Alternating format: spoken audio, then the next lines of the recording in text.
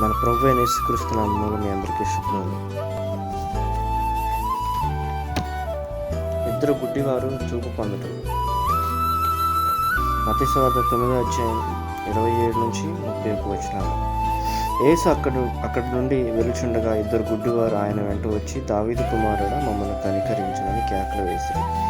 ఆయన ఇంట ప్రవేశించిన తర్వాత ఆ గుడ్డివారు ఆయన యొద్దకు వచ్చి, యేసు, నేను ఇది చేయగలనని మీరు నమ్ముచున్నారా అని వారిని అడగగా, వారు నమ్ముచున్నాము ప్రభువా అని ఆయనతో చెప్పిరి. అప్పుడు ఆయన వారి కనులు ముట్టి, మీ నమ్మిక చొప్పున మీకు కలుగునుగా అని చెప్పినంతలో వారి కనులు తెరవబడిన.